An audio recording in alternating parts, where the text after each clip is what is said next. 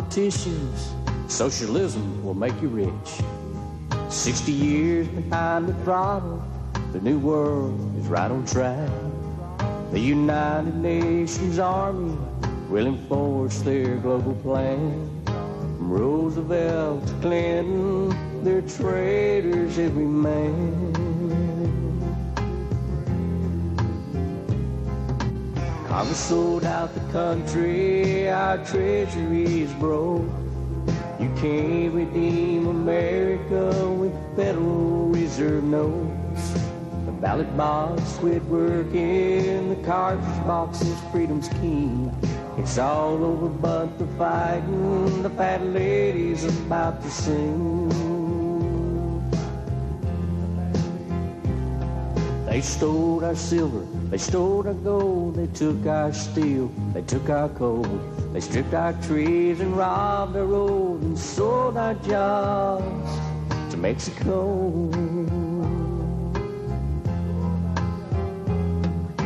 Congress sold out the country, our treasury's broke. You can't redeem America with Federal Reserve notes. The ballot box quit working, the cartridge box is freedom's key. It's all over but the fighting, the fat lady's about to sing. You can call me a right-wing wacko, I read the writings on the wall. I also read the Bible, God's hammer's about to fall. Sold out. The ballot box quit working, the fat lady's about to sing.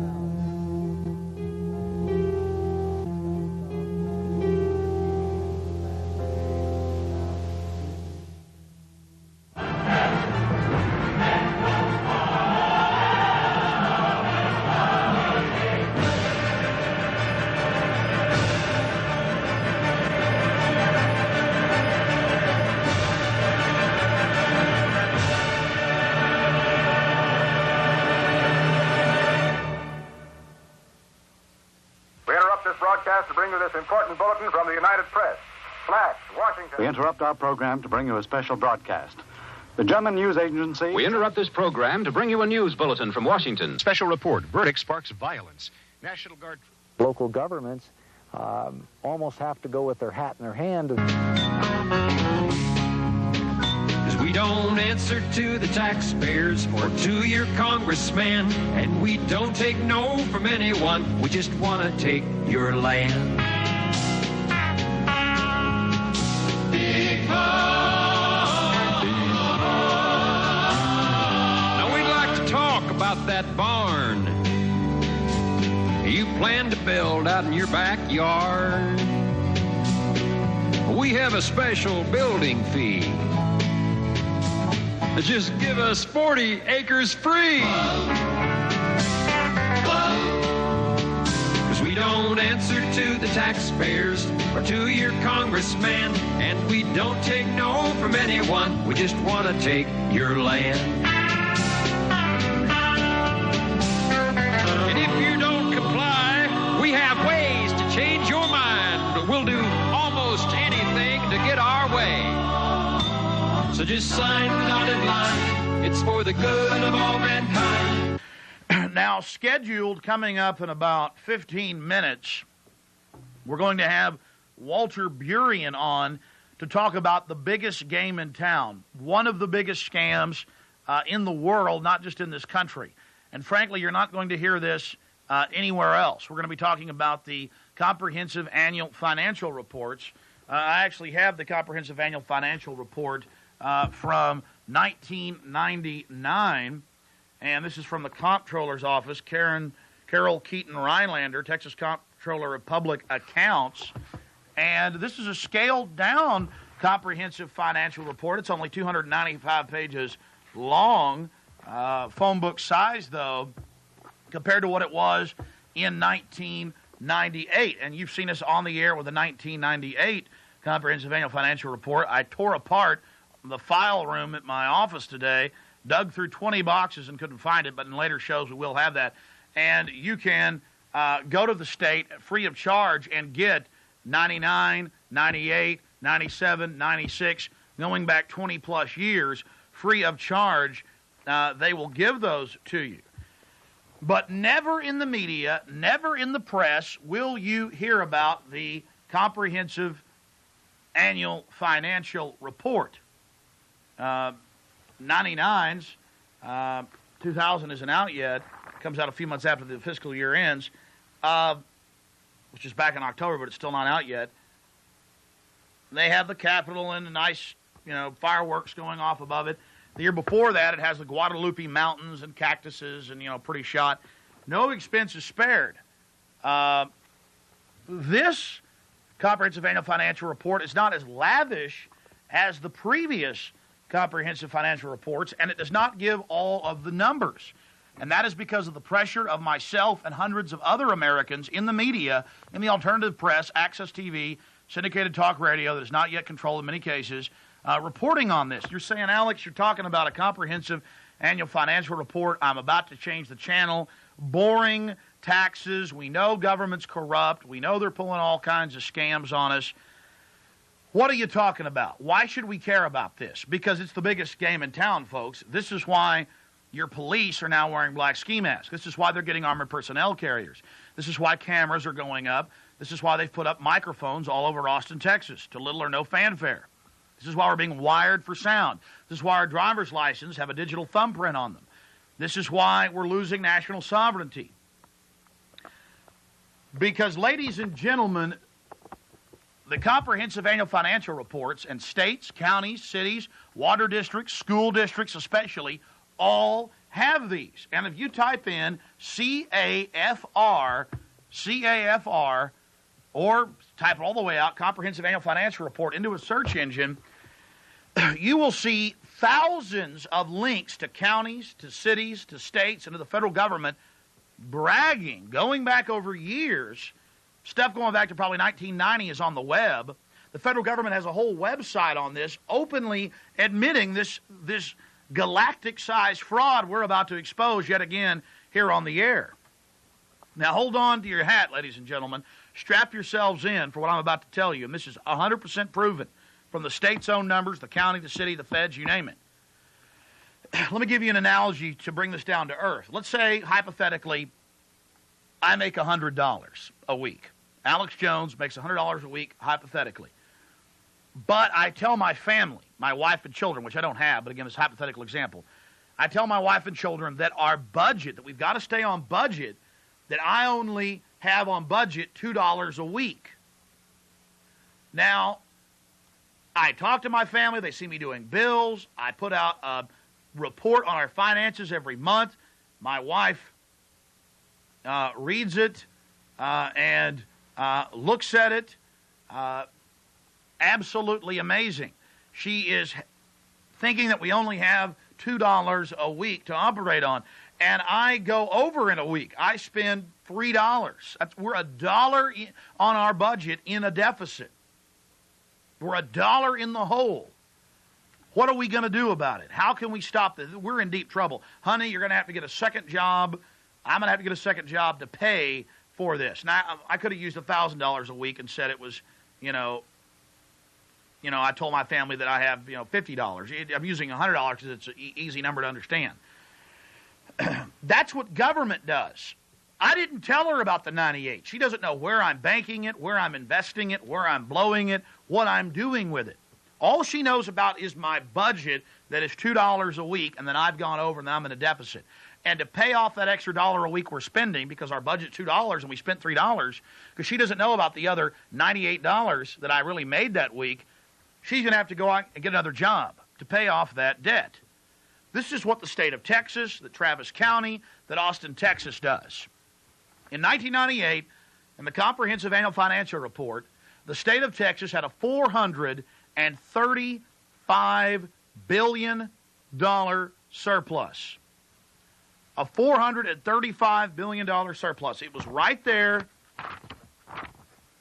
on page 8, on page 7, on page 6, just like the 1999 version. Right there in their own report, ladies and gentlemen. Right there in their own report for the whole world to see. Every major media outlet gets a copy of this. They print up hundreds of thousands of them for the state of Texas. You pay for it. It goes out to all the major bond houses, all the major mutual funds, all the major companies like Xerox and Ford and you name it, Monsanto's. They all get it. This is the stuff that city managers and county managers and the financial directors talk about. This is the stuff they live, the stuff they breathe. They had $435 billion in Texas in surplus. And by surplus, I mean the Roman Empire had, had 1 million slaves at one time, but did they have a surplus? No, they always wanted more. Wino's got 2 bottles of whiskey, but is that a surplus? No, he always wants more. The point is, these aren't even surpluses to them. They want more. So back in 98, remember Bush was having the big fight with the Democrats on the surface over the $6.9 billion surplus. We had this huge surplus. Bush was bragging, look how fiscally conservative we've been. We have this surplus. And there was this big phony fight. And they finally decided to give back Texans $2.2 billion in sales tax cuts. Okay? This is what they did. I mean, folks, this is so simple it's hard to explain. So they were telling you about a $6.9 billion surplus, extra money, and then had a big fight over where it should be spent or if it should be given back to you, when they really had $435 billion that was profits on investments. And we're going to have Walter Burian on a little bit later. We're going to go into great detail on this. It's one of the biggest secrets around, just like the Federal Reserve being private and having private stockholders and being run for profit. There are no reserves. You can't audit it. It's just there, printing the money, ordering the Federal Treasury to do so. This is the scam. This is the biggest game in town. This is how they're running the whole ball of wax. This is how they're ruling over us. And the big news is, get ready for this, that they own over half the stock market, that is state, county, city, and the federal government, that they own 70+% of Xerox, using an example, 80% plus of Ford. This is years old numbers. They own the majority of every publicly traded company of any size. They own almost all of the stock in the Dow Industrial 30, the top 30 stocks. They own most of the NASDAQ. They own a large portion of privately held companies like Dell. They own a large portion of the stock that Gates hasn't turned loose of in Microsoft, in Intel. Motorola is almost completely owned by the government. This is the definition of organized crime. But yet they sell you at the city level when the city of Austin has billions of dollars of surplus. Capital Metro does. They're pulling in billions every year. They tell you got to have a tax increase or the schools are going to close. We got to have a tax increase or the potholes won't get filled. We got to have a tax increase or there won't be emergency radios in the fire trucks and EMS, in the ambulances. A patent, erroneous lie. Now you understand why government is so-called privatizing utilities and privatizing hospitals and privatizing roads and privatizing everything. Because they already own it all. Any sector they start privatizing means they own over half of it. Like when you hear out in California the big power crunch, whether it's because of privatization, the cities and counties in the state own 80%. That was even in the Associated Press today, of those power plants. Now, wait a minute. Before so-called privatization, it was actually privately held predominantly. Up is down, down is up, black is white, white is black. I want you to think about the magnitude of this. Because when they tell you that you've got to pay more taxes because of the deficit on the budget, that's like if I made $100 a week and I told my wife, our budget is $2. And that's all she knew about. She didn't know about the other $98 I'm making a week. All she knew about was the $2. We go over that budget of $2, she's going to have to get a second job because she believes that we're in the hole. When in truth, I'm investing and saving or blowing $98 a week, and she doesn't even know about it because in the economic world today, everything is budgets. Take the federal government, $34 trillion surplus. You count state and local and water districts and schools in surpluses, that is in liquid cash each year, profit off of investments. Profit off of investments.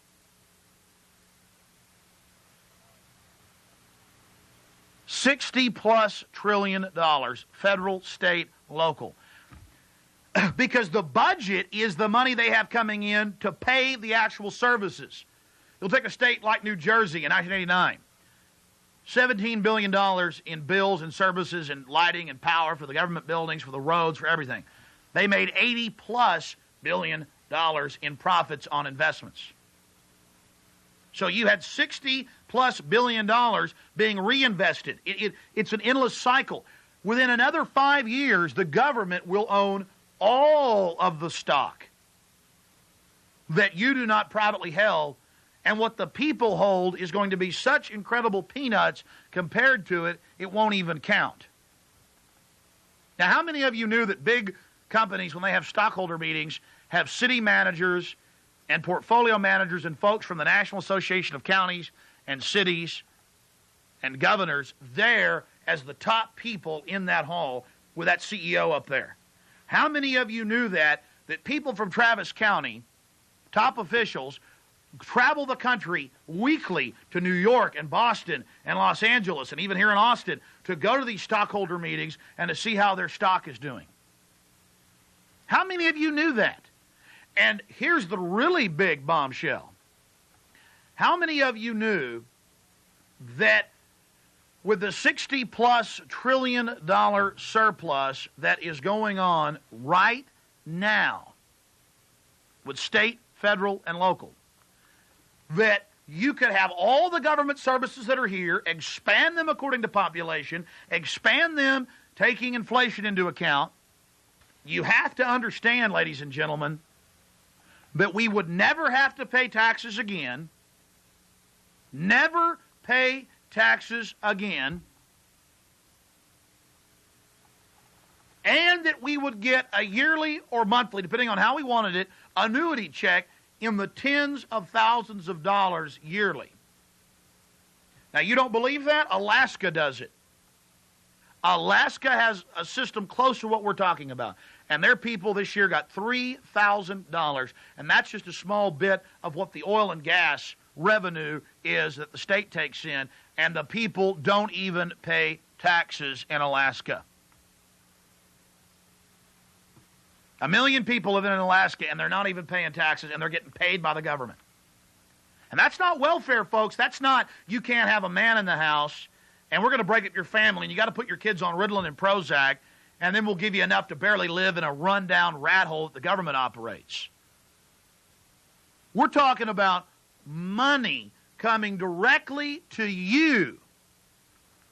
We're talking about never paying taxes again, phasing taxation out in 3 years. What is the alternative? The alternative is to allow state, local, and federal governments, school districts, water districts like the LCRA, building their giant complexes everywhere, to continue to take your tax money and invest it in the stock market, buy actual companies, start their own businesses. I mean, think about this, and they'll run everything. They already basically do. Think about the magnitude of that. They're telling you you got to dig deep and tighten your belt to pay off the deficit, the federal deficit, when the feds have $30+ trillion in absolute cream off global investments. Forget the bills, things that they're slated they have to pay off in the future. All that's on the budget. They put all the losses, all the expenses on budget, and then tell you about the budget, and never talk about the comprehensive annual financial reports and what their actual cash gross annual receipts are from turnpikes and sales taxes and fines and fees and regulatory payments and all of this and port authorities. The list goes on and on.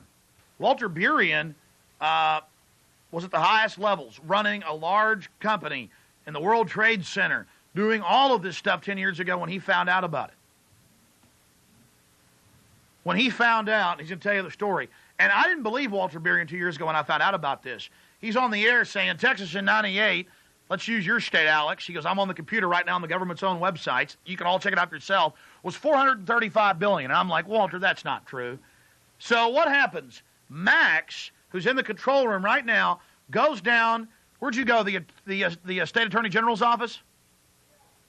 And he gets the 98 Comprehensive Annual Financial Report. This is the 99. And there it is on page 6, 435. Yeah, the Comptroller's office.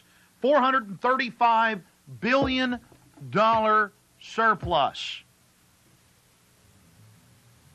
And we're reading in the newspaper every single day. We're seeing it in the paper every day that there was a $6.9 billion surplus, and there was a big fight over if we were going to get any of it back, and we got $2 billion back. So we got $2 billion back. They told us it was $6.9 billion surplus when it was really $435 billion. The city of Manhattan, ladies and gentlemen, in 1989, with their own numbers, and I've seen them, had $1.2 trillion in cream surplus off the top. Not the stuff that had to stay in investments, not the paying for the schools or the buildings or leases or fines or fees or new equipment or paying employees. That's all in a little bitty budget over here. Tens of billions of dollars for Manhattan. But trillions of just cream. No wonder the cops are wearing black ski masks. No wonder there's armored personnel carriers driving around. No wonder they're building prisons everywhere. We're basically their slaves, ladies and gentlemen. Trying to inform people. We're talking about the biggest game in town with the man that did the equivalent of proving the world was round, like Galileo. It's something so huge, so monolithic, documented by the states, by the counties, by the cities, but no one in the press, no one in the media will talk about it. Governments are running gigantic surpluses. They're buying up everything, most of the industries. We already used the example of Xerox and Ford. It's a total takeover. They're building their own little empires. I give you Walter Burien, and now a lot of folks are out there copying his work, and that's great. Former guy that did all the accounting for the Air Force and their investigations in accounting is now out there calling himself Kafferman, Kafferman.com. A lot of folks are coming forward on this, but this is the person that did it. And he did 2 hours with me on the radio today, and now he's joining us again for this Access television show. And I appreciate Walter Burien doing this. This is the only place you'll see this type of information, ladies and gentlemen. Walter, good to talk to you. Good evening, Alex. Can you hear me? Yeah. Joining us from your home out in Arizona. I want you to take a couple minutes out and just tell folks about Walter Burien, how Walter Burien found out about the biggest game in town, and who really runs this planet, and then later solutions to stop it. It's pretty exciting stuff. All right, going back about 10 years ago, I stumbled across the Comprehensive Annual Financial Report. I was a commodity trading advisor, one of the first tenants of the World Trade Center back in 1978. Did a national news line coast to coast on commodities. Back in 1990, there was a governor who got elected by the name of Jim Florio in New Jersey. And he got elected on a no new tax platform. As soon as he got into office, $2.8 billion tax increase, the largest in the state's history. Well, the public was not pleased. And one of the local radio stations, 101.5 FM, two DJs, John and Ken, started doing rabble-rousing, taking calls from listeners on examples of waste and misspending. I was listening on the first 2 days. I heard people calling in on examples of $5,000, $15,000. The highest figure I heard was $85,000. And I pulled out the budget report and looked at the billions of dollars that the state was dealing with, called into the radio program, and I said, come on, guys, you're missing the whole point. The state is dealing with billions of dollars. if there's fraud, waste, and misspending taking place, it's taking place on the tunes of tens of millions, if not hundreds of millions of dollars. And that was using the budget, where they try to give us tunnel vision to just look at the budget. That's what brought you into the comprehensive annual financial report. You started doing a little bit of your own rabble-rousing when John and Ken challenged you, didn't they?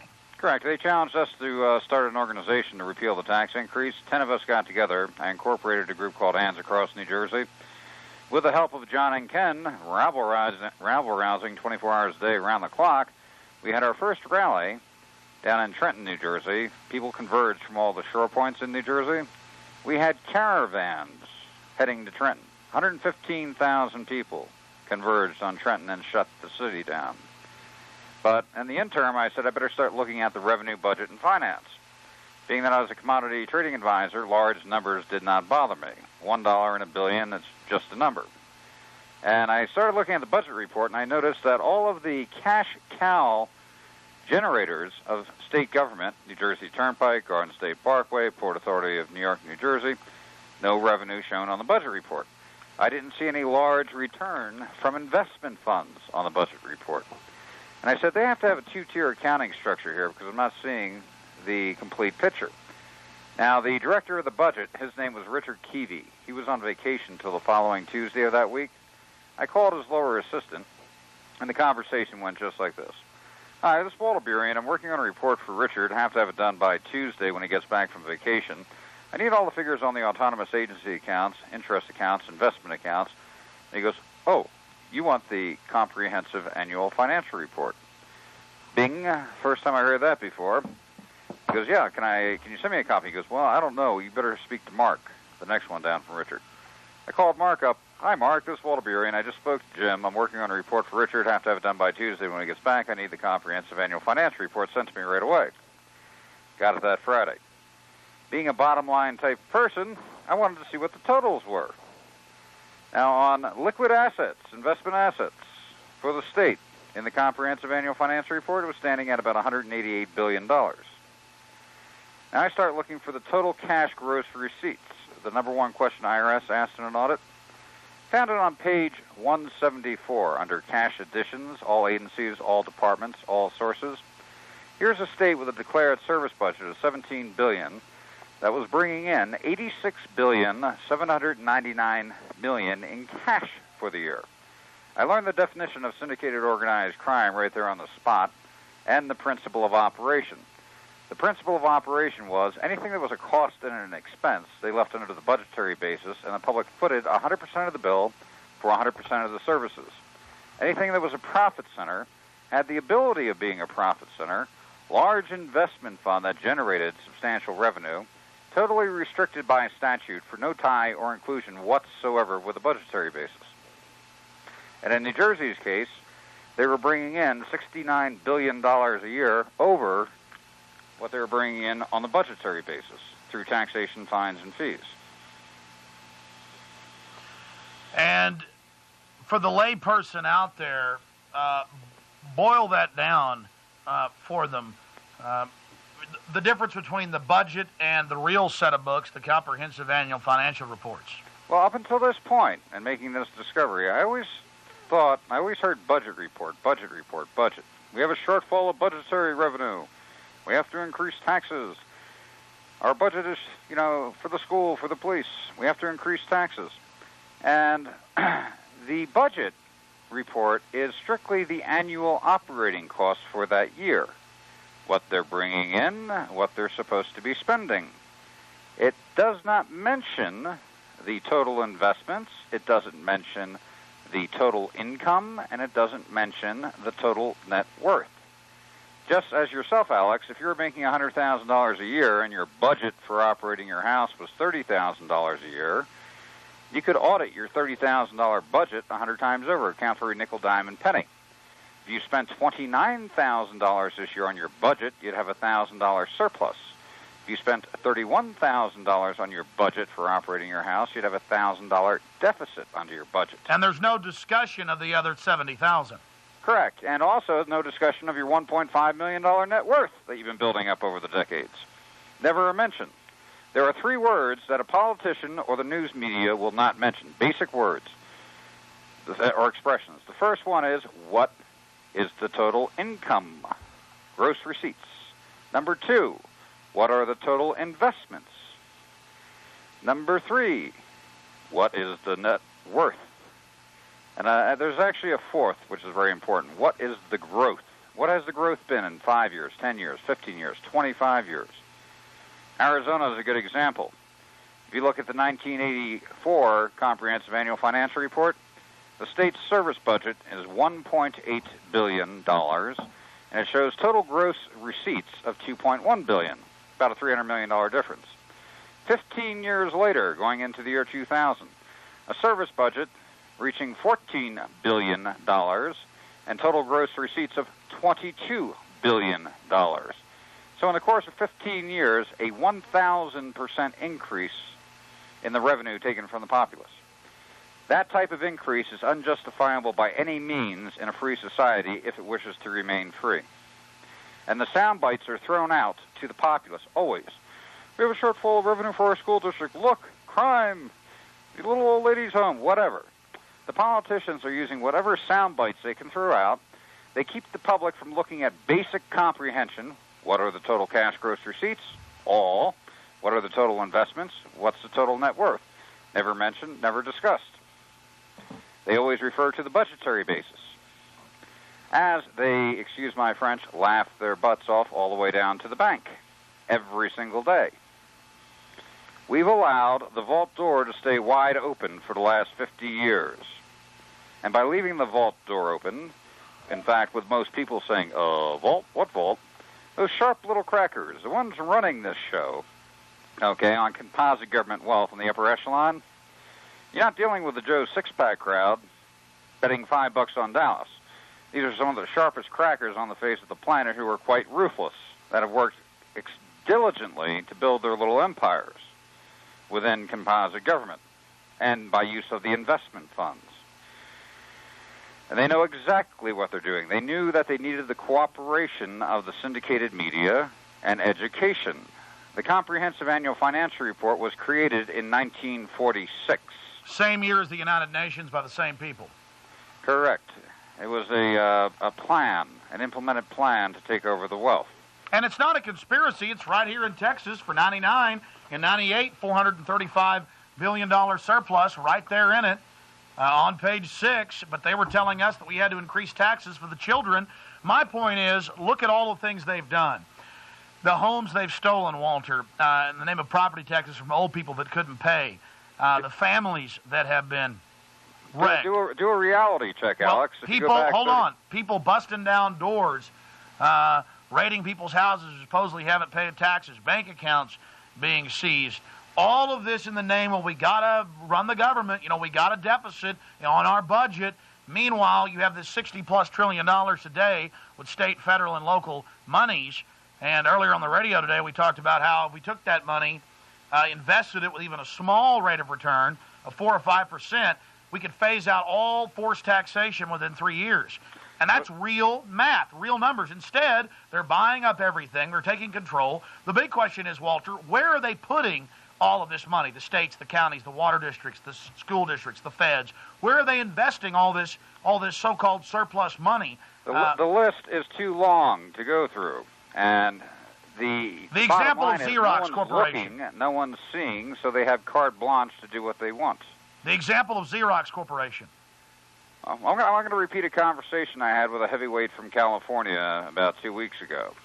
I briefed him on the aspect of setting up an annuity pension fund for the resident property owners and taxpayers, by which the surplus revenues are deposited into this account.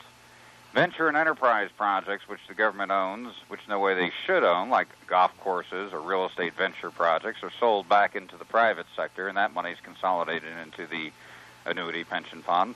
And where overgrowth took place, downsizing where appropriate. I gave the example of Arizona and their growth. All three areas create a phenomenal amount of revenue. And that annuity pension fund is written in stone, having the set principle of operation of supplementing that city or county's budgetary basis until canceled.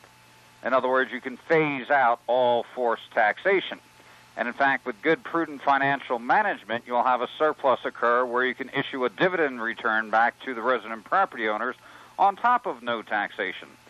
Now, the heavyweight said to me, he goes, Walter, that is perfect. That's what should have been done a long time ago, but it's such a massive structure. How do you ever possibly plan on implementing such a structure? My response to him was, I said, it's already been done. I said, composite government pension funds are standing at $28 trillion. They generated $4.3 trillion last year. Total taxation in this country, federal, $1.8 trillion. If you take all local taxation, about $1.6 trillion. You're standing right now at about $3.5 trillion in total forced taxation in the entire country. The government pension funds generated substantially more than all taxation in this country. Through administrative action, you can establish the exact same program for elimination of all taxation in this country and implement it within 3 years, and in most cases phase out all forced taxation in this country.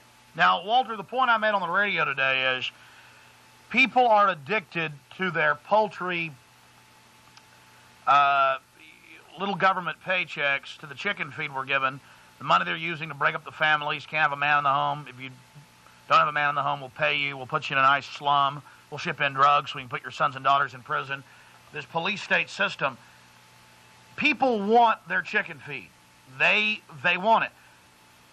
Even at the current numbers with a $60 trillion surplus with state, local, and federal governments telling us they're actually running deficits when their own documents that they circulate amongst themselves brag that they basically rule the entire country and own almost everything, we have to make the point to people that even if nothing was downsized, even if things were expanded for inflation, that if this money was invested, even at a low yield return, we could phase out all forced taxation in 3 years.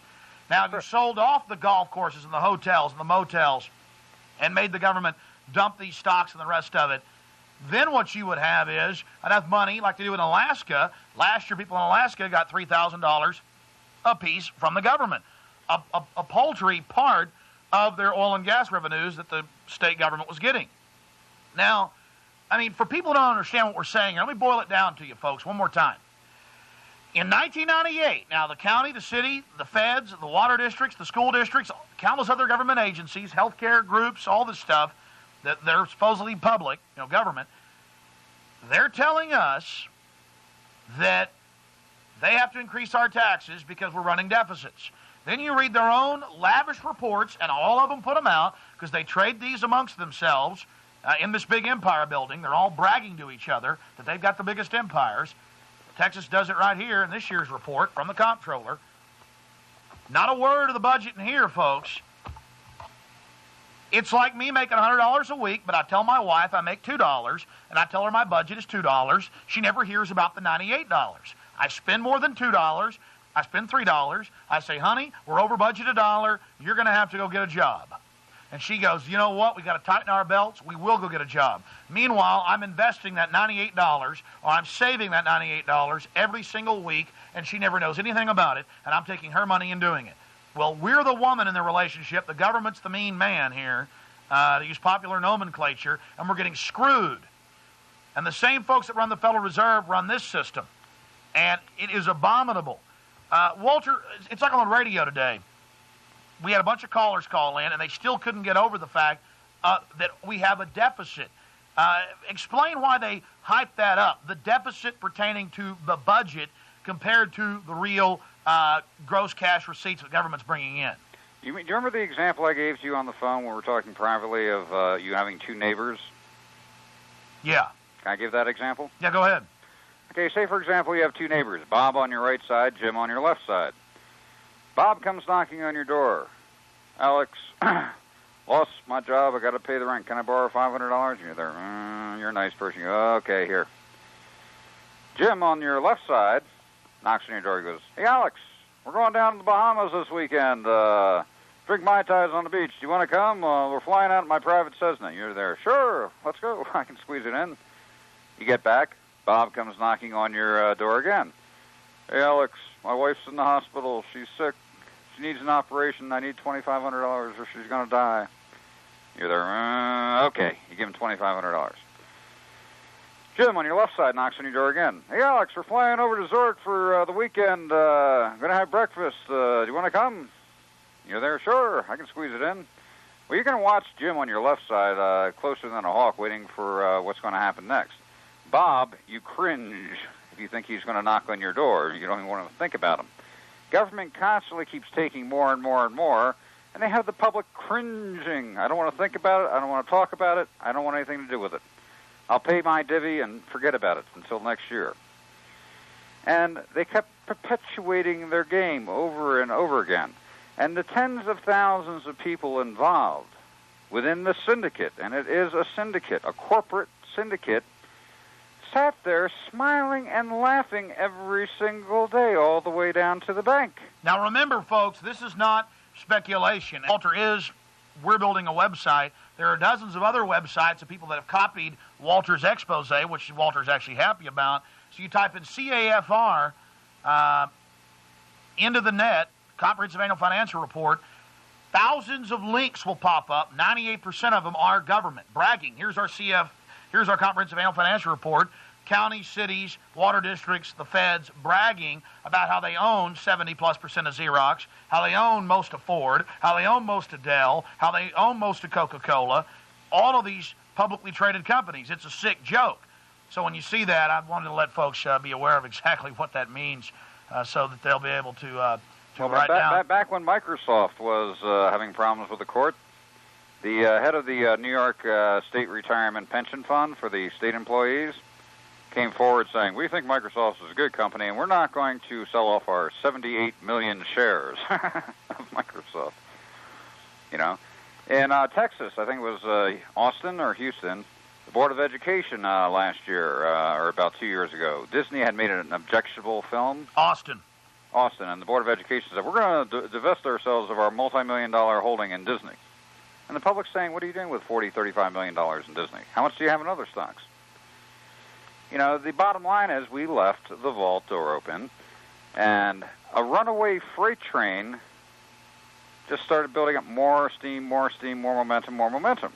And it's a law of physics that an object in motion will stay in motion unless acted upon by an equal and formidable force to slow it down. And the good point here, Alex, they implemented this program in 1945. It took off steam full force in 1980.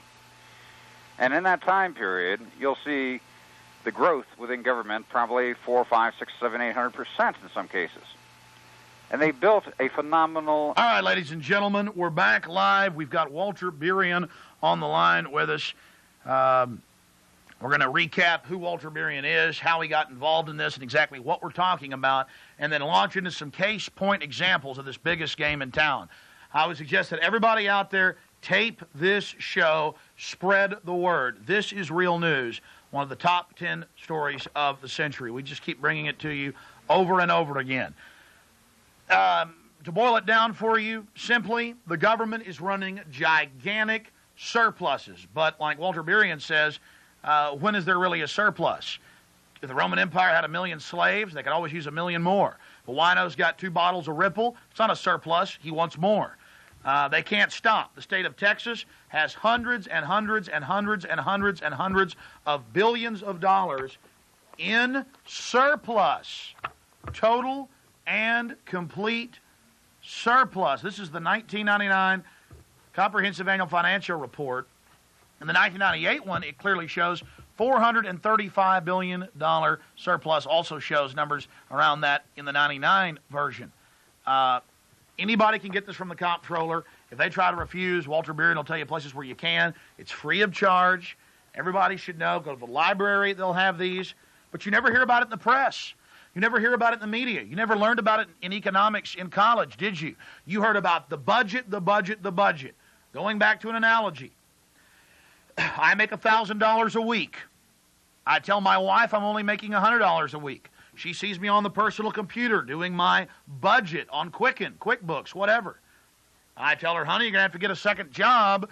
We spent $150 this week. We're $50 over budget. Oh, dear, we'll lose the house. Oh, dear, we'll lose the new car. Oh, dear, we won't be able to go see, the family at this Christmas back in Chicago. Meanwhile, I'm going, because I've got 900 extra a week I'm socking away. And that number goes up if I made $1 million a week. And I only told you about 100,000. It'd be the same if I made $1 billion a week. And I only told you about a couple million of it. It would be the same if I made $1 trillion a week. And I only told you about a couple billion of it. And we have these huge discussions and media debates. And was in the Statesman a few days ago that Texas Rainy Day Fund only has a few million in it. 80-something million. We need tax increases if a recession is coming. It's all about control. When the state of Texas, in their own books, public record, but the media is so controlled, are running gigantic surpluses. The state of Texas, all the 50 states, every county, every city, every water district, school districts, they're all in business, ladies and gentlemen. We're talking to Walter Burien. Walter, recap. What you just said there, I just thought of the perfect story from the past. Going back 10 years ago, Jim Florio, when he got elected on his no new tax platform and then had a $2.8 billion tax increase, he decided to go on a 2-week tour of the state every day, stopping at a new location and talking to the public. As the incorporator of Hands Across New Jersey, the largest tax protest group in the state, I managed to get down to his first location. It was Pete's Deli in Hamilton Township. Now, they had arranged for the entire syndicated media to be there. ABC was there, CBS, NBC, CNN, 150 reporters. And I sat down with Jim Florio and his wife at the table to have lunch for 45 minutes. We talked. Every network camera was hovered in over our heads. 150 reporters with handheld recorders going, shoved in all around the table. And you were a top Security and Exchange... commodity trading advisor. Yeah, commodity trading, big company up there doing a national deal. You took the challenge, a local talk show host, to talk about abuse, found out that the budget isn't 1/10 of the story. You've had this big rally, 115,000 people downtown. You're starting to learn about this stuff, and you're sitting there talking to the governor. It's the governor and his wife and myself with every single reporter and every single camera trained on us. And I used this one example. I said, Governor Florio, myself as a financial advisor, if I had a stock issuance and I sold 100% of the stock in my company, and I made a $10 million profit this year, and I disclosed to my shareholders I made a $1 million profit, number one, that's misrepresentation. Number two, it's fraud. Number three, I'd be in jail. I said the state of New Jersey is conducting business as usual, doing the exact same thing, and they've enacted statutes to allow them to do what would be totally illegal for a public corporation to do. Now, I thought he'd try to skate around a response to that and go off in a different area. All the reporters are sitting there up on their toes going, ooh, ooh, ooh, ooh. And Florio's response, I did not believe it.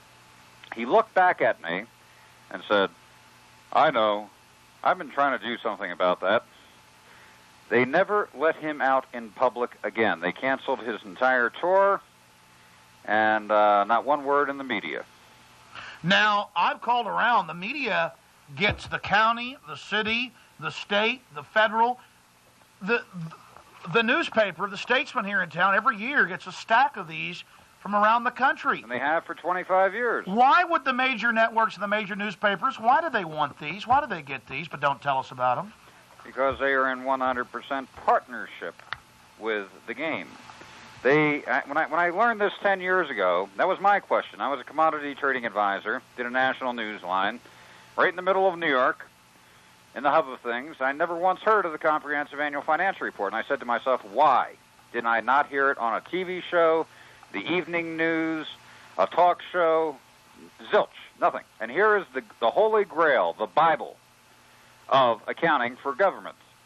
My first step was I called the mailroom of the Department of Treasury to find out who it was sent to. I found out it was sent to every dean of every college.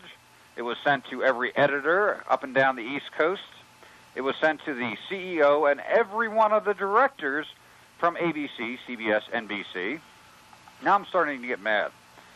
I then found out who it was sent to for ABC and NBC.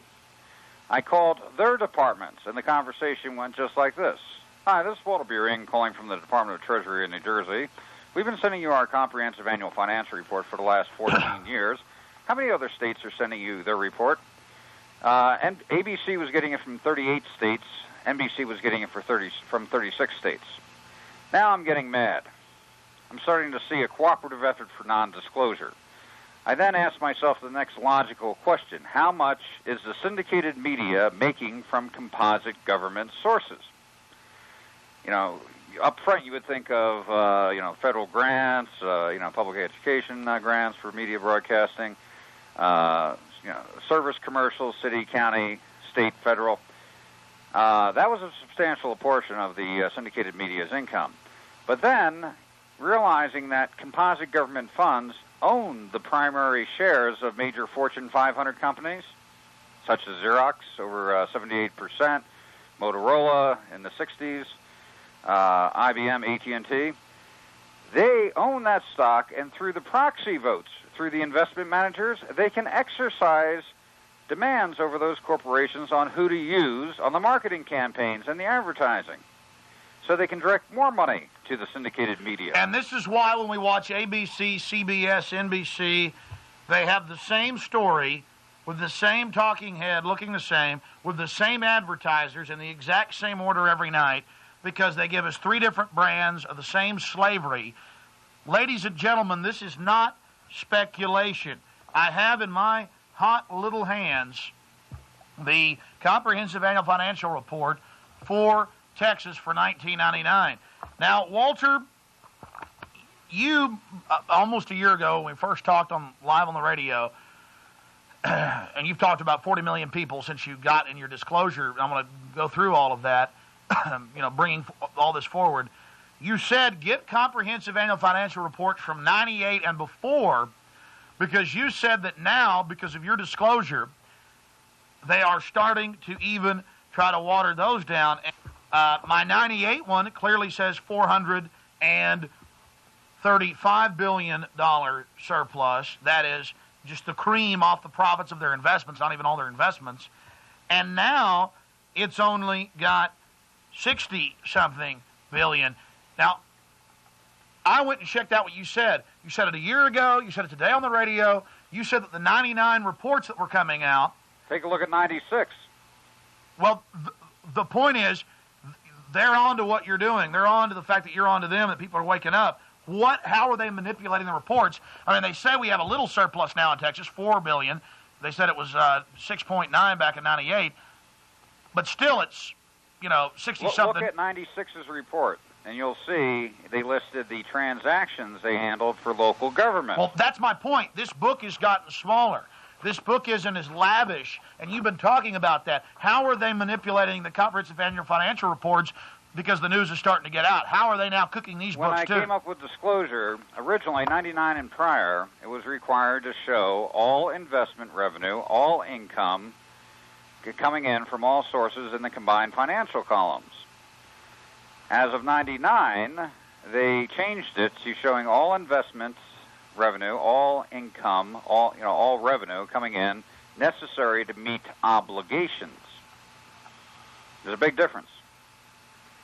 So that's like saying, again, back to a budgetary manipulation. I need $500 a week to run my household, so I make my budget $500 and have everybody focused on the $500 when I'm really making $2,000 a week, hypothetically, and then people get wise. My wife gets wise, and I'm really making all these thousands of dollars I'm not telling her about. So I go, it's all right, honey. Here are those books.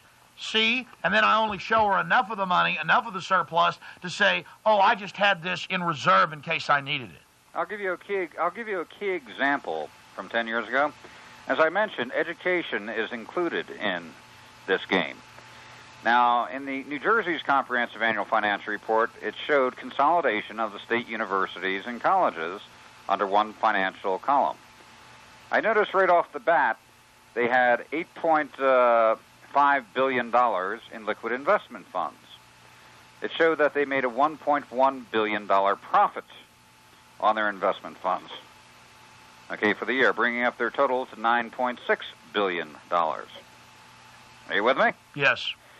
My next question in logical progression was, I wonder what the total tuitions are paid by all students attending college and universities in New Jersey. That was listed also, $644 million. So right off the bat, I said to myself, they made a $1.1 billion profit on their investment funds. The total tuition base for all students was $644 million. I said the kids could have gone to school for free for the year and gotten paid to go to college. Now, what actually happened that year was they cited a shortfall of budgetary revenue and had a 7% tuition increase. This is back in 1989. Now, that's just with a university running a scam. Let's talk about some of the smaller examples. You used a case in a small county where you live in Arizona now. Tell us about that. An example regarding... the health care. Oh, that was in Tucson, Arizona, Pima County. A couple years back, the health care program, citing a shortfall of operating funds, said that they're going to have to cut back on services and turn away people unless they had a $6 million tax increase. They were supposedly $6 million short. So they presented to the public for a $6 million tax increase. Now, you know, they forgot to mention they were short $6 million for the year, and the $6 million would be every year thereafter. But the public, saying we can't turn away the sick and the elderly, voted on the $6 million tax increase. Well, a federal auditor, retired of 30 years, he looked at the health care program's financial statement.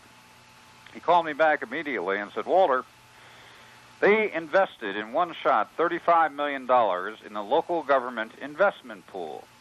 By investing $35 million in the local government investment pool, that's what created the $6 million shortfall in their operating funds. If they had not invested $35 million with the local government investment pool, they would have had a $29 million surplus for the year.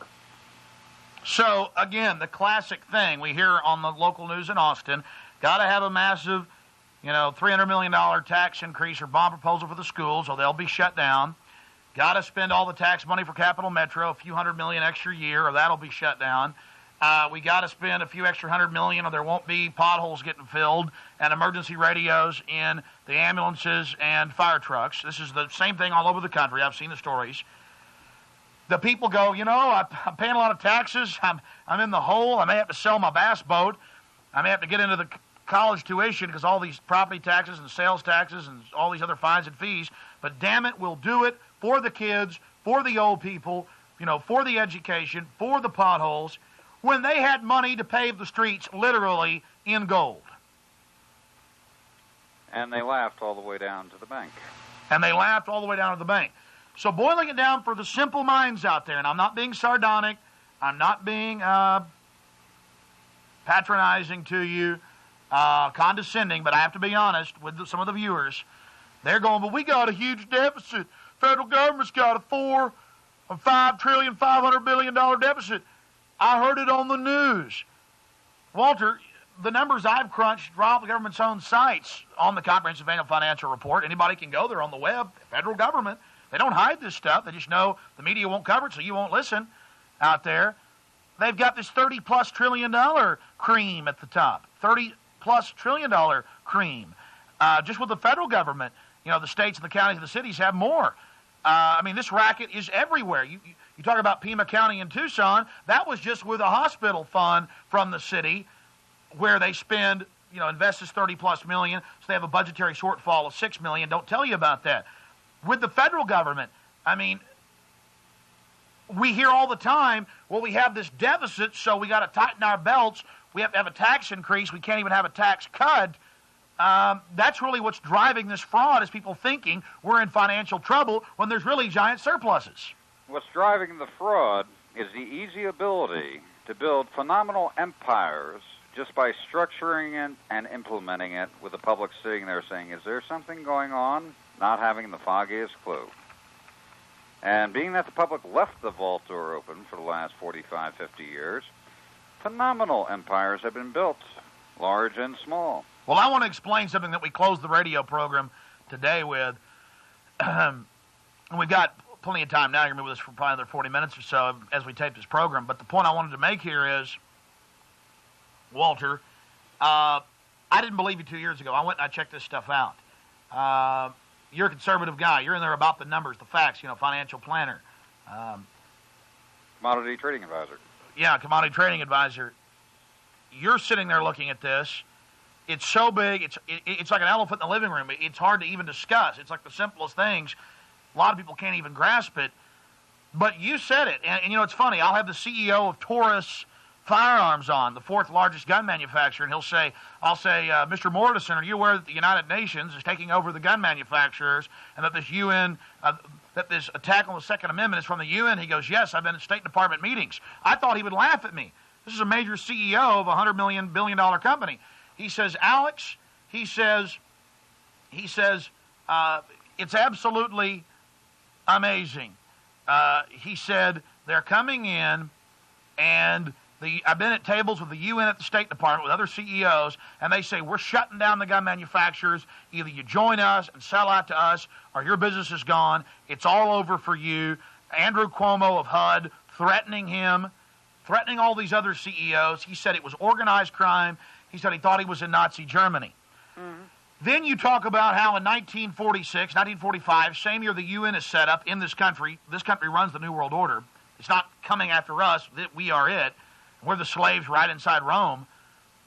That they set up the 1313 patch out of Chicago, same year as they set up the UN, to formalize and standardize the National Association of Counties, the National Association of Cities, the National Association of Governors. And in 46, they created the Comprehensive Annual Financial Report. And then they created the Comprehensive Annual Financial Report. So it looks normal. It looks standard. Hey, everybody's doing it.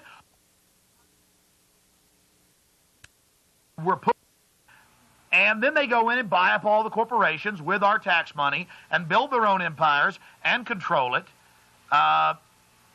You have the communism and the socialism publicly being funded by the Rockefellers to consolidate power overseas, where they couldn't take people down, where monarchies wouldn't play ball with them.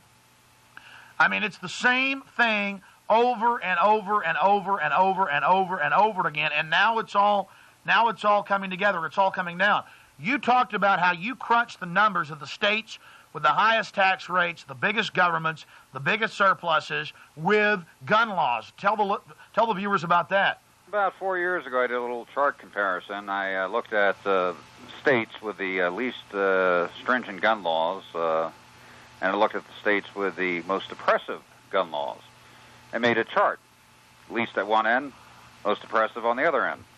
I then looked at the states with the most taxes, fines, and fees levied per populace, and the state with the least taxes, fines, and fees levied. Put them in order, made a chart. Well, guess what? If you put the charts back to back, an exact parallel. The more taxes, fines, and fees extorted from the populace, the most oppressive gun laws possible. The least amount of taxes, fines, and fees extorted from the populace in a state, the most lax on the gun laws. Exact parallel. Elaborate on that.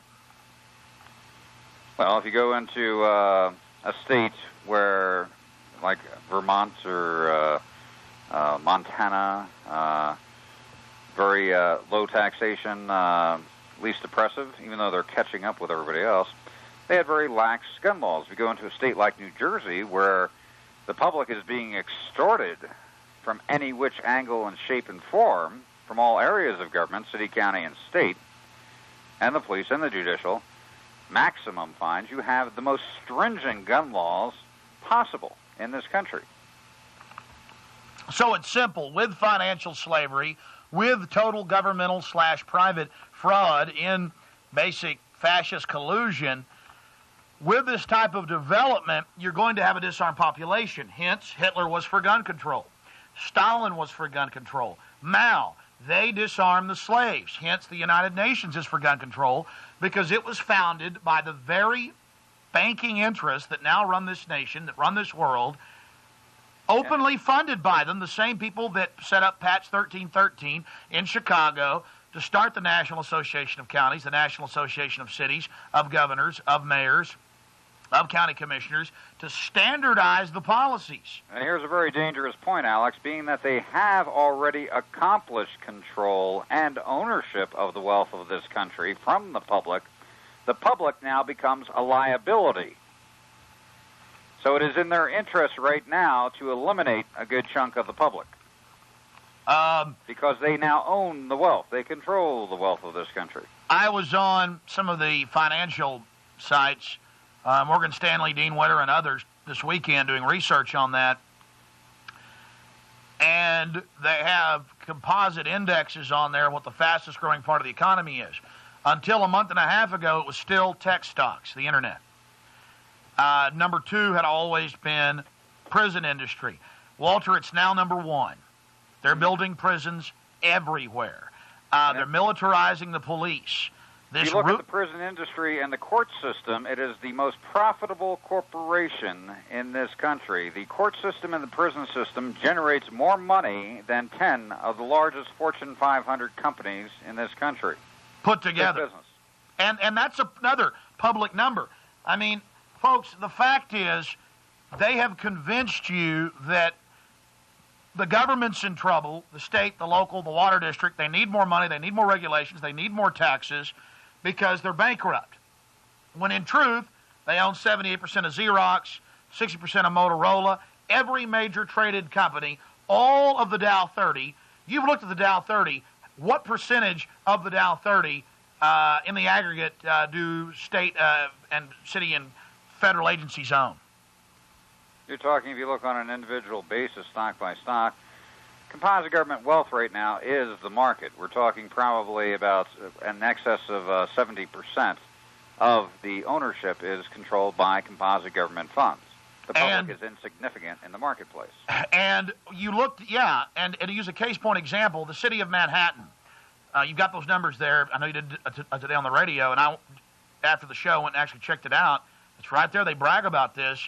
In 1989 or 1990, you looked at Manhattan, not just states with hundreds of billions. What did Manhattan have, the city of Manhattan? On my progression after looking at the state of New Jersey, I looked at the state of New York. And the state of New York had approximately $535 billion. And then I got the city of Manhattan's report, which covered the boroughs, Bronx, Brooklyn, Queens, and so forth. They had $1.2 trillion, more than the entire state had on their books. And that's in cream. That's in private investments. And also, a couple of years later, Manhattan was crying poverty and had a tax increase. And then you look at the bailed out by the feds, supposedly. And you look at the so-called. Let's use another example for folks. Let's throw it all in their face. Orange County. Orange County. You had a couple of slap-happy investment managers who were playing around with derivatives and got their fingers burnt. They lost $1.3 billion of the money.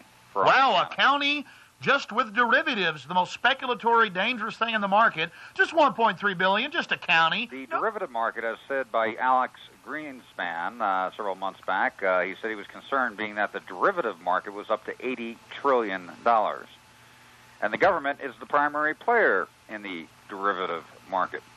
But Orange County attracted all of this attention. Now, one person happened to stumble across Orange County's comprehensive annual financial report. And he looked and he saw that they had $16 billion in profitable investments. They were only talking about their losing transaction. But they couldn't control the media on that. It was out for a while that they lost $1.3 billion in a very speculative area of the market.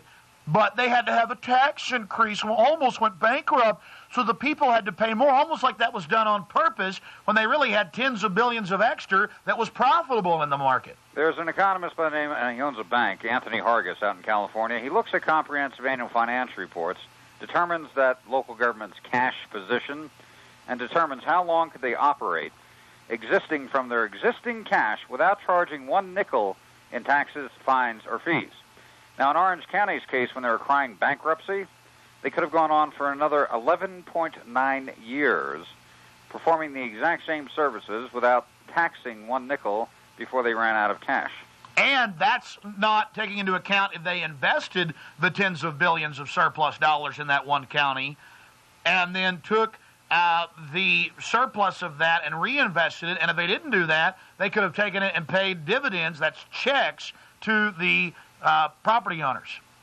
Well, the bottom line, to cut to the chase, is if the public at this point in time unifies with basic comprehension, if you capture 10% of the population with basic comprehension, you can administratively restructure government at this point in time to phase out all forced taxation in this country. Well, Walter, I want to stop you. I want to get to that a little bit later, because for people that have just joined us, the audience gets much larger as the show progresses over 2.5 hours.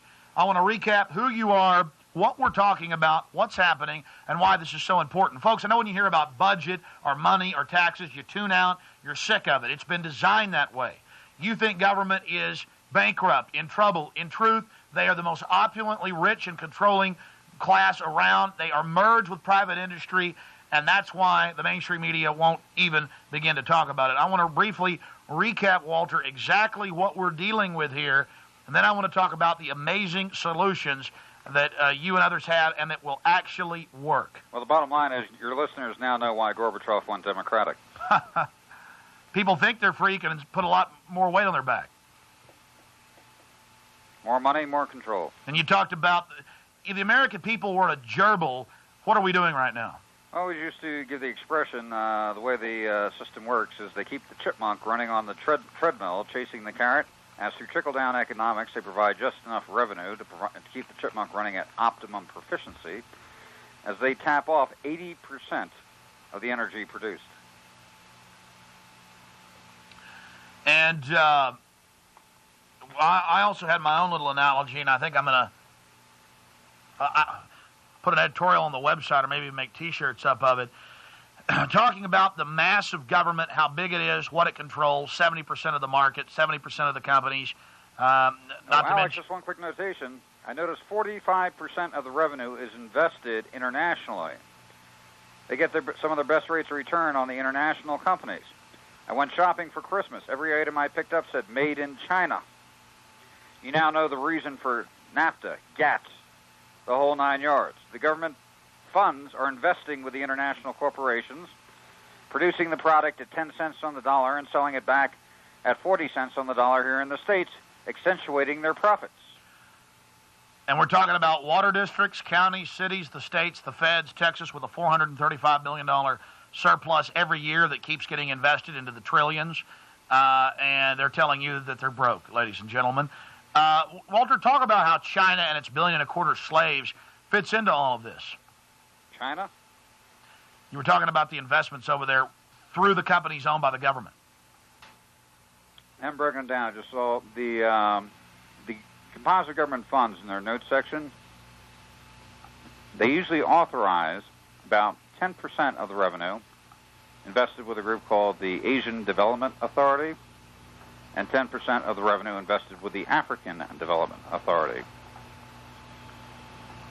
And if you look at a comprehensive annual financial report, especially on one of the investment pools or one of the large government pension funds, it breaks down exactly where the money is invested, who's holding what, and the dollar amount. Everyone should get a copy of their state retirement fund for the state employees. It breaks down where the money is invested. And they'll see the majority in international stocks versus U.S. stocks at this point in time. The growth factor is more for international. In fact, a lot of retirees and folks out there saying, hey, leave it alone. The system may be corrupt, but it's my pension. Explain that you have giant surpluses out of the pensions that are being invested that they'll never see. Arizona, the total actuarial liability for all state retirees and participants in the plan for being 100% funded, all active employees and retired, required $14.5 billion. The current fund balance is verging on over in excess of $32 billion. The employees will never see that money and never benefit from it. The Arizona legislature a couple of years ago, being that the employers, the cities, the counties, the school districts, and the employees were contributing to something where no way they should be contributing one dime, and in fact they should have been getting substantial refunds back, they passed their own internal statutes to make the pension fund strictly participatory, requiring a minimum of a 2.18% contribution from the employee and the employer. So the government employees are getting shafted in many cases also. So recapping, Walter, again, using the example of the comprehensive annual financial report for, give me a close shot, guys. Thanks. I want to say the crew's doing a great job. for 1999, and then you look at 1998, $435 billion surplus. Carol Keaton Rylander's own report right here, and then you count all the counties. What is it, 100 of them in Texas? Get your hands on 1996. In the notes section, it shows the transaction the state government made for local governments. They show $1.8 trillion in transactions for local government. And that's nationwide. No, that was state of Texas. State of Texas. 1.8 trillion. Why? I've got some of the past years. This is the last one that's out in 99. Why are the reports getting smaller and smaller now that you've been exposing them? And how do we get that other information that they're now cutting out of them? You have to look at a prior year's comprehensive annual financial report and see where certain areas all of a sudden get clipped or disappear in their entirety. And then you have a lead list to say what happened to these funds, where can I see the accounting? And that's all because a successful commodities trader and financial advisor in New Jersey found out that the whole thing is a giant stinking fraud 10 years ago, and started talking about it 3 years ago, and made a documentary film and has done hundreds of radio interviews. Now, suddenly, I remember years ago, Walter, you could call and get one of these pretty quick. Sometimes they'll give the runaround. You have had a massive effect on others by talking about this ad. We need to keep pushing viewers. We're talking about budgets. We're talking about comprehensive annual financial reports. You're saying boring. Walter, recapping before we talk about the solutions.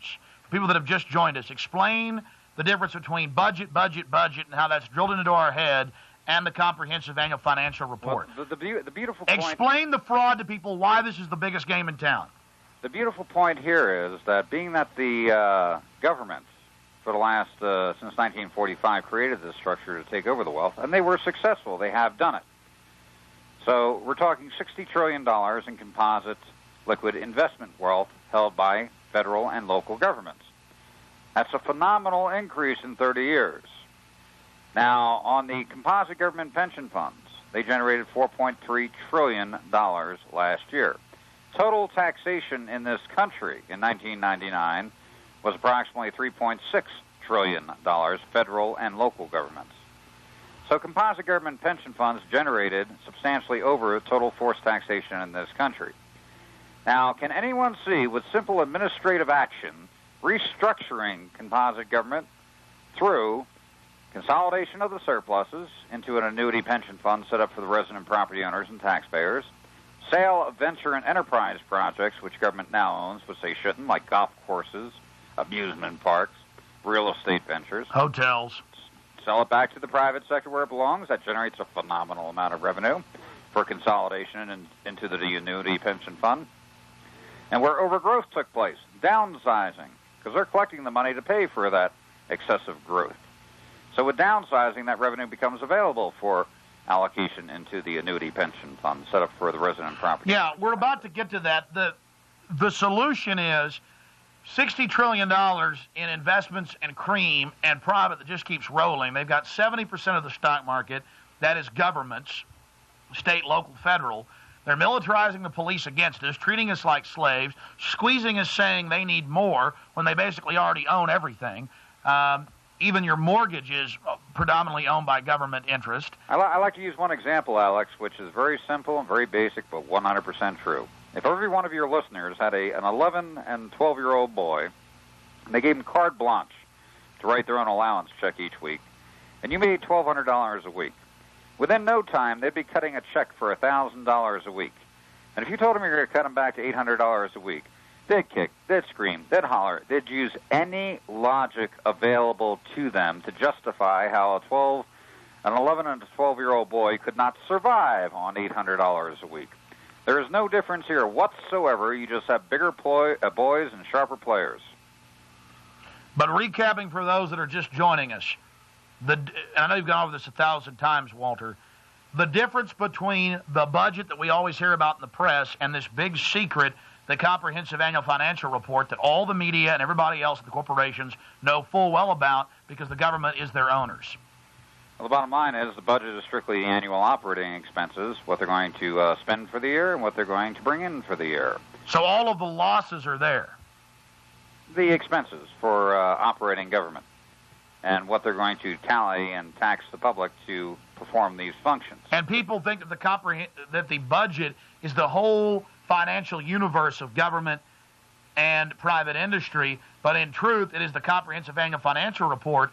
Isn't the second set of books, it is the books. Correct. The Comprehensive Annual Financial Report will show the budget. They call it the General Purpose Fund, and it'll show everything else, all other income, the investments that have built up over decades and decades, the net worth of that government. You know, if you lost your job today, Alex, okay, how are you going to pay for your budget, for your house? Well, I'd have to work for another radio network. No, you couldn't get a job. You were disabled. If you had an investment fund, say built up over the last 20 years, equal to $1 million. Well, see, I'm not like the government and these private corporations that work together. I'm not out there with cops squeezing people for money and taxing the daylights out of folks and all of this. I don't have any money. I did a little logistical survey, even in my own hometown here in Prescott. I looked at taxes, fines, and fees levied against the public in traffic fines via population 20 years ago versus today. 600% increase per population. It's a revenue-generating venture. I mean, if you could pull people over and clip them for $100 any day of the week, you become a millionaire overnight, correct, Alex? Yeah. And you hire the cop. Well, hold on. You hire the cop. Now they're only hiring cops with low IQs. That's even been in the news. You hire a cop that'll go out. You pay $30-something grand a year. He generates you $1 million. And you just expand and hire more cops. You got the people begging for more cops for some reason when we got more than we ever needed. The number of cops has doubled in the last 8 years. The number of prisons has doubled. The prison population has doubled. People are still begging for more, begging for more, begging for more. Government owns everything. They're expanding. I go back to, you now know why Gorbachev went Democratic. Talking about these empires, these water districts, these city councils, these county commissioners, how do the politicians and the minions running these little empires, how do they themselves profit out of this scam? I'll give you an example from Arizona, Yavapai County. There was a border supervisor, a guy by the name of Feldmeyer, came into office about 9 years ago with a disclosed net worth of about $85,000. He's currently up to over $8 million 10 years later. He made most of his money on land transactions. His latest venture, he bought about 1,600 acres in Prescott Valley. After he buys the property, it was a ranch land with one access road on one side, another access road on the other side, but nothing connecting. And 1 year later, the most beautiful access road goes right through the property. Now, the county fairgrounds and racetrack, which was built 100 years ago, which was too small to handle the need for services, they had to move. Guess where they're going to move? Right next door to his property. Guess what's going up on his property? To the new golf course and condominium complex. Where's the money coming from? The county bank, run by the boys. They'll pull out $5 to $7 million on that venture alone. And that's just one little county out of hundreds of counties in this country. And there were a lot of people complaining about him, so there were two groups that started a recall petition against him. And they were the regular, public tax protest groups, and they were slowly getting signatures for a recall. He gets his best friends to start a third recall petition against himself. They immediately get all the signatures required, being that they're well networked, and complete the signature requirement. And then they go to the Superior Court judge, his best friend. I'm an elected official. I can't have 3 recall petitions against me at the same time. You're going to have to invalidate 2 of them. Guess which 2 they invalidated? The citizens' recall petition. The third one started off by his friends. Guess what happened to that? Got dropped. Dropped, correct. The game is absolute, and we're talking millions of dollars. It's not the Joe's six-pack crowd betting $5 on the football game who's going to win on Dallas. These guys have worked hard to build their little empires. You know, if you went to a cocaine dealer and said, I heard you were dealing $5 million of cocaine this year. Is that true? Oh, you're crazy. I've never even touched this stuff. I don't even know what it looks like. You know? They're going to perpetuate their game. There's a lot of money involved here. And you talked about how using the Orange County debacle, the feds have now streamlined and make the counties and cities and school districts and water districts funnel their money through their gates. How does that feed into this? Well, the largest investment pool was the pension funds. And back in 1981, the Fed sent out a transmittal letter to the local governments. But by the way, there's 85,000 separate corporations in local government. They sent out a transmittal letter saying, you and local government have very odd and peculiar rules regarding the management of your pension funds, which keep you restrictive from using such trading vehicles such as derivatives, options, advanced forward currency transactions, puts, calls. This costs you billions of dollars each year. CalPERS, which did very well for the California pension funds, have reorganized under a national program, which we recommend you participate with. Under this program, you will not be restricted to not using derivatives, futures, calls, puts, and options, and thus you can benefit. So in 1981, they created the Mega Market Makers accounts through consolidation of the government pension funds. If you look at the exponential growth in the Dow from 1981 forward, you now know why. Composite government was securing their open interest and takeover of the marketplace, and now they're working on the international marketplace. How does the United Nations fit into this with the desertification treaty that the Republicans accidentally passed after Clinton signed it? They didn't mean to give the United Nations 70%. Let's go back. They gave them 70% of the control over 70% of the land in our country, 100% of it. That's public record now, folks. October 18th, 2000 passed. I thought it was bad 4 years ago, the UN taking over the national parks and monuments. How does the United Nations fit into this? Because the same big bankers that set up the UN are now giving it control over our country. Why is that happening? Let's go back to 1945. There was two pesky little documents that existed in the United States which protected the populace. We had the Bill of Rights and the Constitution. This kept the powermongers from having absolute control over the people. Well, let's create the United Nations, 1945. Corporate headquarters, New York. Let's pay 65% of the dues for all of the member nations so they will participate so we can give some kind of validity to this organization. We don't care if we give them a loan and they default on it after they pay their dues. The IMF will pick up the tab. So here we have the United States boys creating the UN. Now they are giving authority to the UN for judicial, administrative, military authority, property, because the UN is not subject to those two pesky little problems, the Bill of Rights and the Constitution.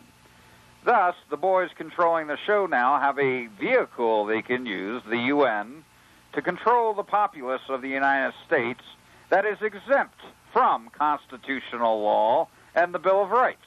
And on the screen, we're going to put up Infowars.com that has the desertification treaty and other details and links directly to Congress at Infowars.com for folks to check that out. And I am building a site with Walter Burian's information on Infowars.com about the comprehensive annual financial reports, and that will be up sometime next week. And if you just type in CAFR, CAFR, into a search engine, you'll get thousands of links to government websites bragging about how much money they have and how much stocks and bonds and how many companies they own. It is empire building. Keep in mind, Alex, they have perpetuated this empire, and they are growing unabated. They have accomplished their objective, the complete financial takeover of the wealth of this country. All right, recapping. The public continues to fund it. Recapping, Walter, microcosm, there's counties, cities, states, the feds, CAFRs. They only tell us about the budget in Texas. Oh, we had a $4 billion surplus in 99. We had a $6.9 billion surplus in 98. We have this big phony political fight between the Republicans and the Democrats, the same people at the top, the same committee people, fighting over how much of that. Hold on. $1 billion surplus going into the year 2004. Yeah, fighting over how much of a surplus we'll have, how much they'll give us back in tax cuts, when really in 98 they had $435 billion. The point is they don't need more money. They don't need more taxes. Taxes could be completely phased out. Now, Walter Burian, give us the solutions of how this problem could be fixed here in the next 10 minutes. Well, as I mentioned, I talked to a heavyweight in California and briefed him on the proposal of setting up an annuity pension fund for the resident property owners and taxpayers at a city level, county level, and state level, whereby the surplus revenues are deposited into the venture and enterprise projects which no way government should be owning, are sold back into the private sector, golf courses, the whole 9 yards, phenomenal assets, which they should not be owning, and where overgrowth took place, downsizing. I gave the example of Arizona, 1,000% increase in 15 years in revenue taken. With those 3 areas, you create a phenomenal investment pool of funds under this annuity pension fund for the resident property owners and taxpayers. It is written in stone that the principle of operation of this fund, and you get together with a few financial planners and some of the top investment banking groups to write a prospectus for that city, county, or state, having a guideline for phasing out all forced taxation and having the local government operate from that fund, okay? You have the ability of phasing out all taxation in that city, county, or state, and under good, prudent financial management, providing a surplus there whereby the local residents and property owners get a dividend return on top of no forced taxation. It can be done all across the country. What is required at this time is to get a model up on the playing field. Target one city, one county. County would be better, because if you pass it on the county level, every city within that county becomes subject to following the principle of operation of the restructuring under the authority of the will of the public. Now, Walter... And he said, this is a massive structure, Walter. How can you possibly implement it? It would take so much time. And my response was, it's already been done. Now, Walter... government pension funds generated $4.3 trillion last year. That's more than all forced taxation in the country. Now, Walter, before we get back into the solution, I want to remind people of the fact that not everyone in government is even aware of this. In a county, in a city at the lower level, who are the players that have to be aware of the full nature of the constructive fraud of this organized crime syndicate? Your city manager is going to be aware. The treasurer of a state will be aware. The auditor general of the state will be aware. The investment banking groups, they're quite aware of the resources. They're constantly bidding to get the money to manage. The best place to look is the Auditor General's office. He gets copies of every single report submitted by local government. So if the city of Austin is refusing to give locals a copy of their comprehensive annual financial report saying, what is that? I don't know what that is. I never heard of those. Yeah, you can call the Auditor General's office and they'll say, well, I'll use an example. I'm making up a name here, but Jim Miller produces this for the CPA firm of Smith, and Barney, and their address is, and their telephone number is, and they've prepared the report for the city of Austin for the last 5 years. And they'll know exactly who prepares it, where to get a copy, and when you go back to your city and they play dumb, being that you said that, a year and a half ago, I got a call from someone in Pennsylvania.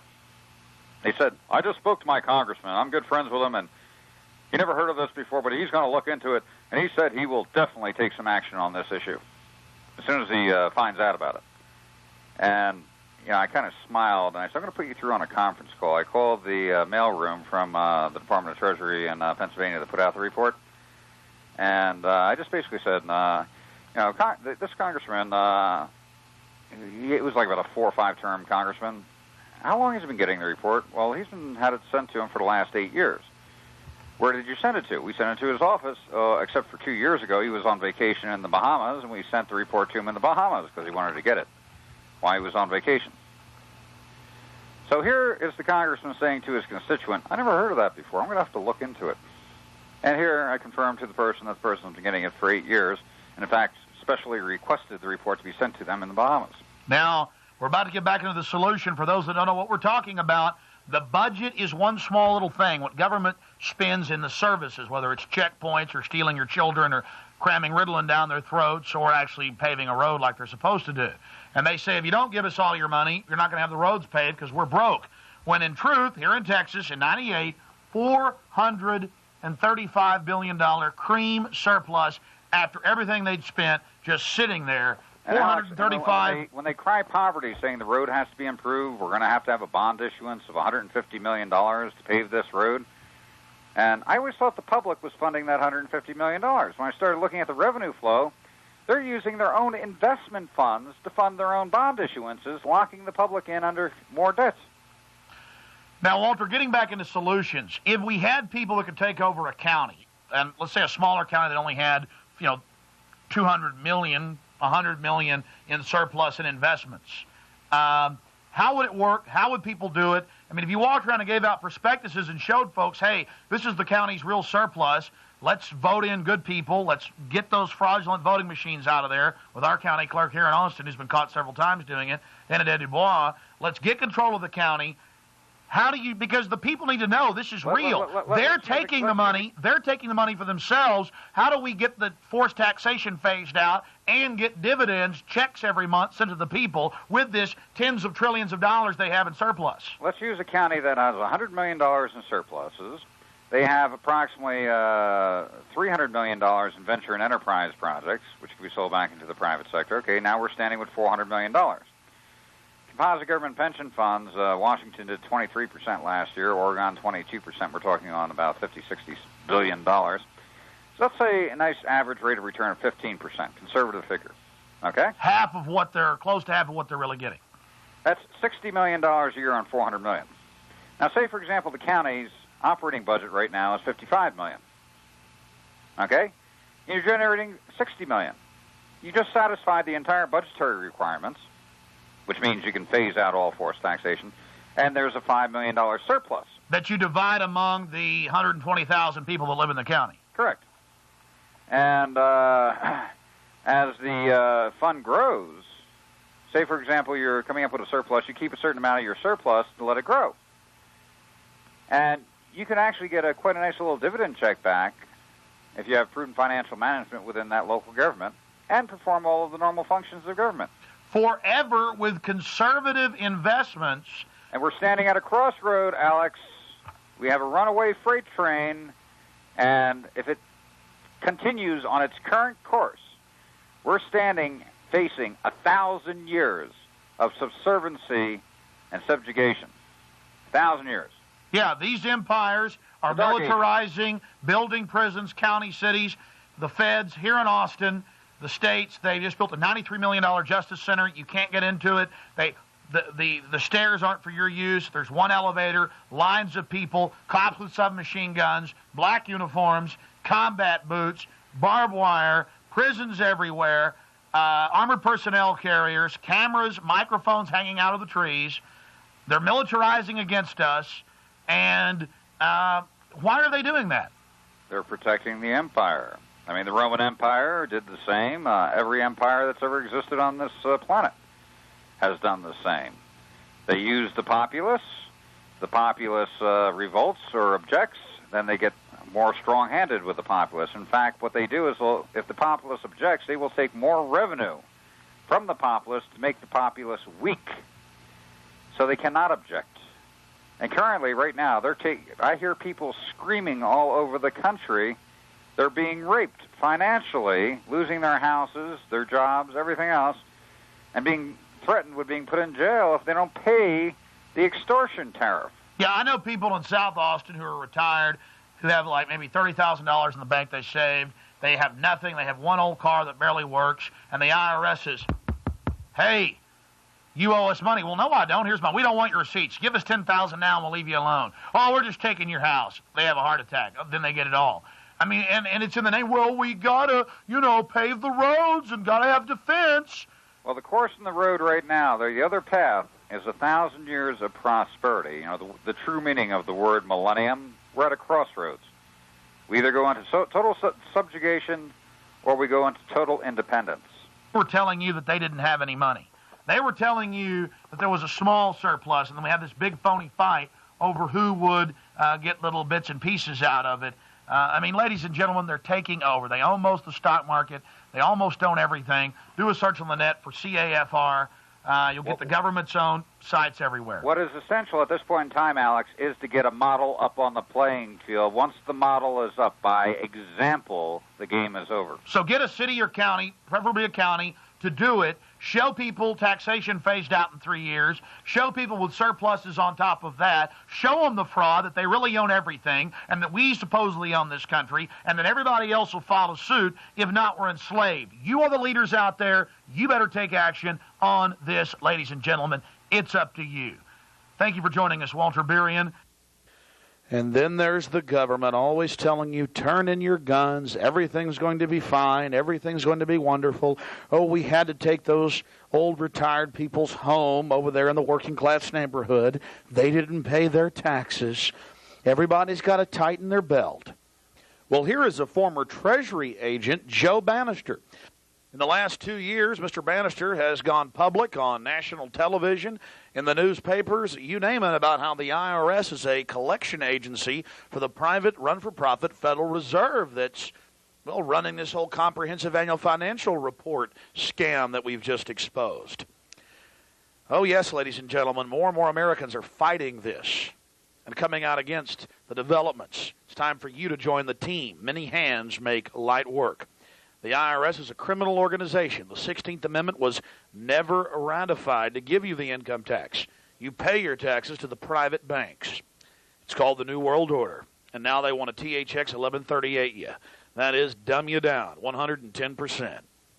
Well, we're here in Northern California. And a few weeks ago on my radio program, we talked to Joe Bannister. In fact, his story's starting to gain a lot of attention. There's going to be an article in Media Bypass, and he's been doing a lot of radio interviews with people that are interested in the truth of what's really happening.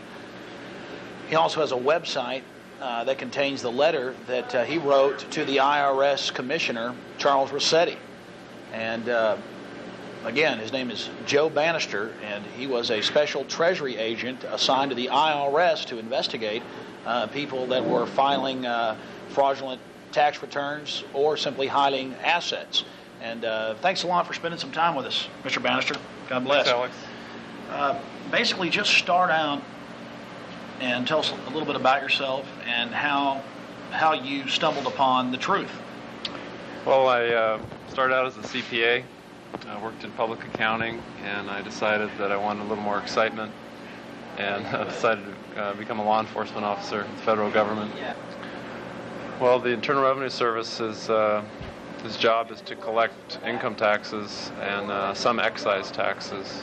And the Criminal Investigation Division, of which I was a part, investigates criminal violations of those tax laws. And when did you start to, well, tell us how it all began. What made you first want to investigate the Internal Revenue Code yourself and not just take the manuals and the codes that you used when investigating tax evaders? Well, in December of 1996, I was listening to the radio here in the Bay Area, and I heard a lady named D.V. Kidd come on the radio, and she started saying some very unbelievable things, like the income tax was voluntary, that the 16th Amendment was never ratified, and that that federal income taxes don't go towards providing revenue for the U.S. government. And I thought those claims were awfully outrageous, but she was talking about it on a radio show hosted by a man who I trusted, and that made me want to dig deeper and see what it was she was saying and what evidence she had to back it up. Absolutely.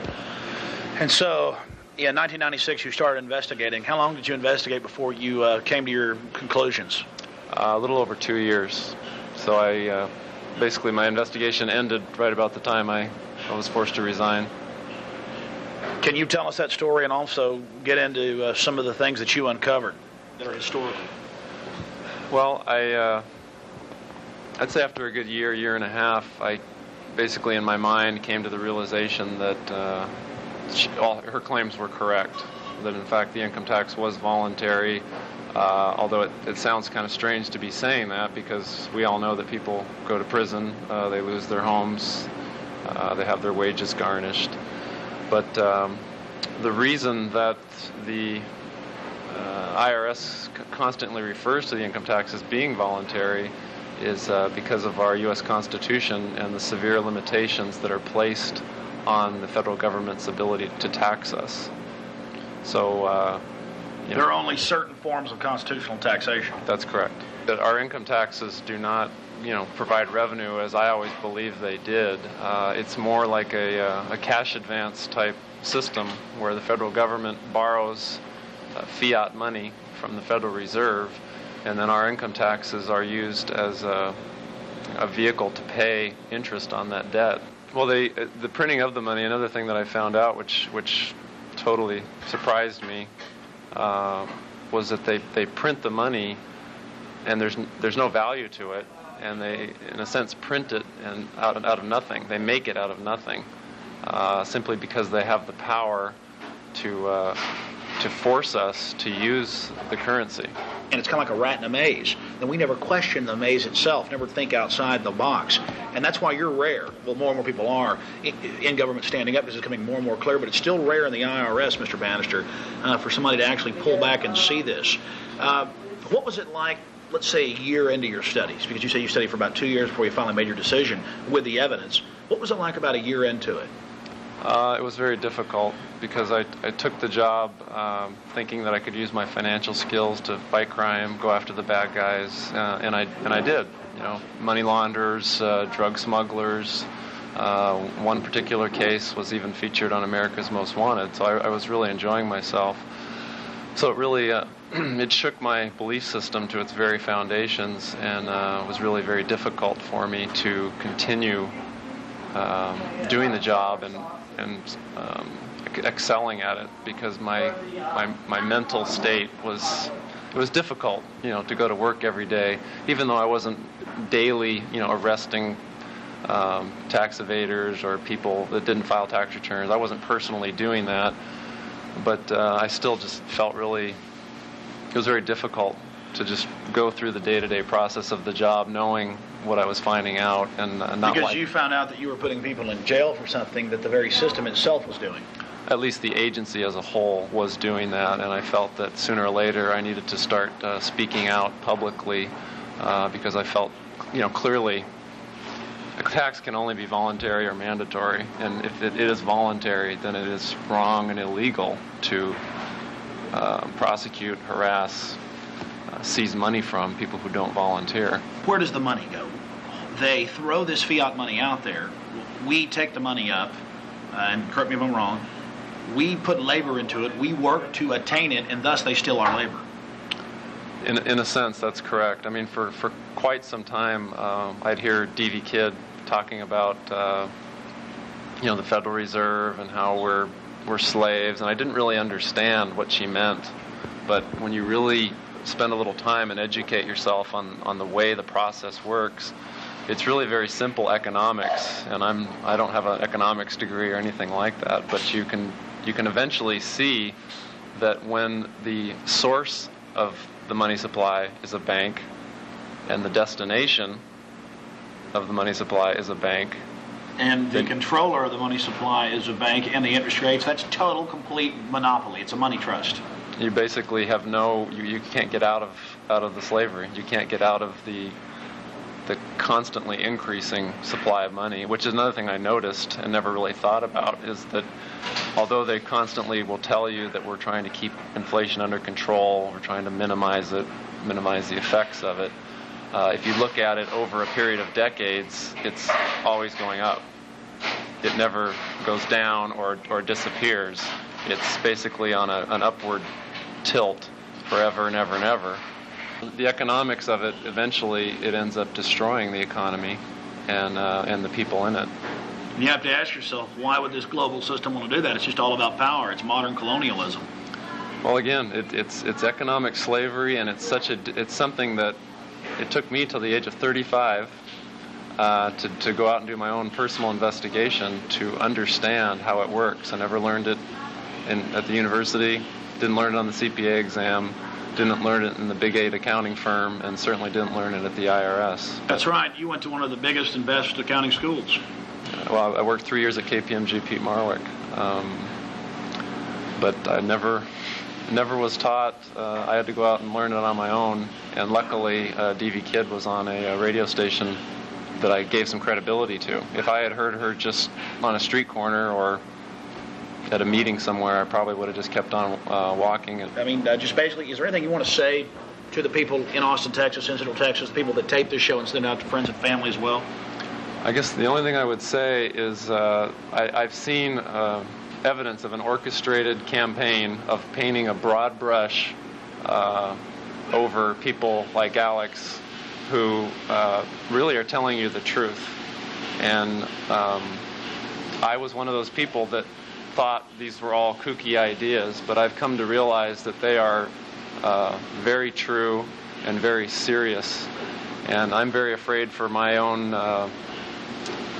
family, our own Americans' ability to make a living, to have a country that has a manufacturing base, to have a future. Our country is close to being destroyed economically through the banking and monetary system. And it's about time that people realize that they're being lied to, and they should start listening to people like Alex, because he is telling you the truth. I've checked it out. And then what happened when you tried to show this to your superiors? Well, there came a point when I realized that what I had to do was consolidate all of my evidence and facts into a central location. So I decided to write a report, and it's very similar to what I do in the Treasury Department, which was I'd investigate an allegation, I'd go out and interview witnesses, gather evidence, gather documents, follow the paper trail, and then summarize all that evidence and present a report to my superiors, which would either recommend that the person be prosecuted or recommend that the investigation be discontinued because there was not enough evidence to sustain a prosecution. So I put that evidence together, and I submitted it to my immediate superior, and I asked that it be submitted right up the chain to Commissioner Rosati. I realized that what I was doing was going to rock the boat quite a bit, but I also knew that I had checked every one of these facts out and was over 100% certain of my findings. On February 8th of 1999 is actually the day that I submitted my report, and I asked that the commissioner or his designee commit in writing within 30 days to review my report. And I was only asking for a commitment. I didn't say I want all the answers in 30 days. Just commit to me. You'll look at it. I'm a federal law enforcement officer. I'm sworn to support and defend the Constitution, and I really see some serious constitutional problems with the federal income tax. So that was February 8th. February 11th, it went to my boss's boss. And from February 11th to February 17th, it went all the way to 1111 Constitution Avenue in Washington, D.C. And that's Rosati's office. That's where Rosati, his office is, as well as the Assistant Commissioner for Criminal Investigation. And I was told that my report not only went to Constitution Avenue, but at a minimum, the Assistant Commissioner for Criminal Investigation was aware of my report and the basics for what I was presenting. Believe me, your report went right to Alan Greenspan. Or a word of it, a briefing did. Well, it turns out that on the, let's see. Well, see, that's the one thing they guard is at the upper levels is the great evil. And the one thing they cannot deal with, that they cannot stop, is credible people from within their system coming out against them. And now you're doing magazine interviews and radio interviews, and you've got the evidence, you've got your website up. Listen, what would you say, before we finish the story, what would you say to the other IRS agents and the other law enforcement out there about this? I mean, you've taken a real risk here in what you've done. I'm taking an incredible risk, but I believe that the risk of doing nothing is even worse. What federal law enforcement officers need to realize, as well as every state and local officer, is that the laws that the IRS agents are enforcing, they shouldn't be enforcing. And I don't believe that they should be cooperated with. If somebody is being prosecuted for failing to file a tax return, and they have done the research and found that there is no requirement to file a tax return, then I feel it's morally and legally wrong, for that person to be pursued, investigated, and prosecuted. You're saying it's color of law is what's being used. The whole thing's run out of ignorance. People just don't know. They really think, look at those kooks, those weirdos, those liars, until you investigate. That's right, and I feel bad that I spent time thinking those things, but it was out of ignorance. And now that I've researched and found that a lot of those claims are actually true, my hope is that law enforcement people will start trusting the citizens more than they have, And the citizens, hopefully when they see more law enforcement officers being honorable about these issues, will start to trust law enforcement again. And we can get back to a country where there's a lot of trust between the government and the governed, because it's only with the consent of the governed that the government exists. I'm trying to hope that you guys can tune out from the sports and the bedlam and the diversions for just 5 minutes and realize what we're trying to tell you here. What we're trying to wake you up. I mean, this is some scary stuff. I mean, I'll pay taxes. I've said this 100 times. But my gosh, let it go to me and my family. Let it go to the country. Let it go to defense of this nation. Let it be honest and based in a strong, good nation. But if it's going to private banks and they feed it back into the cycle of slavery and there's no way to get out of this debt pit. In fact, as an accountant, Mr. Bannister, explain the whole debt pit. I mean, explain how there's no way to dig yourself out of this fiat system. I mean, you've basically said it right there. It is a pit, and you never get out. You pay interest. You pay the sweat of your brow barely pays the interest on the debt. It never goes away. It's like indentured servitude. It's like indentured servitude. It's literally, as you work, you keep hoping for the day that debt is paid off and you are free. But it'll never come with the system as it stands. I mean, I remember agents going to so-called tax protester meetings, as to get intelligence and find out what's going on. And I remember them coming back and laughing at the kooky stuff that they were talking about. And so that was just the general feeling that had been inculcated into people's minds. And it took me a couple of years to find out. But it in fact... Now, that's right. You talked about D.V. Kidd and other writers and her pamphlets and the executive orders they listed and the laws, the case law. What happened that first time whenever you went to the law library? Because you told that story on the radio, and I thought it was interesting. That I expected to find that it was all baloney, that they referred to court cases that didn't exist, or they took court cases out of context. And I found that every court case that she referred to, or any of the people that she had in her book list referred to, were correct, and they were right in the law library. And how did that make you feel? I guess you wanted to dig deeper. Yeah, because I had been taught, or at least led to believe, that I would immediately find the error of the evidence, that it wouldn't be there. So they actually told you these guys are nothing but liars, you can't trust them. Yeah, why bother looking? There's no sense in even looking into it, because it's a bunch of useless, out of context arguments that have been strung together, and they don't make any sense. Mr. Bannister, have you got any calls since you've gone public and been doing all these radio and magazine interviews? Have you got any calls back from the IRS?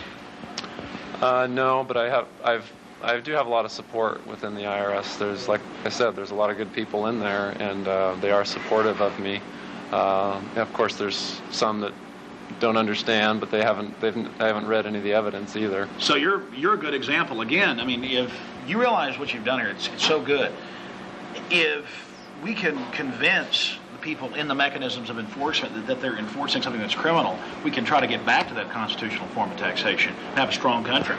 Well, I don't know if you're probably familiar with a gentleman named Jack McLam. Yes, Police Against the New World Order. I understand that he's not well liked by government officials, and I've met him a number of times, and I find him to be a very gentle man, and somebody that just wants the Constitution to be followed.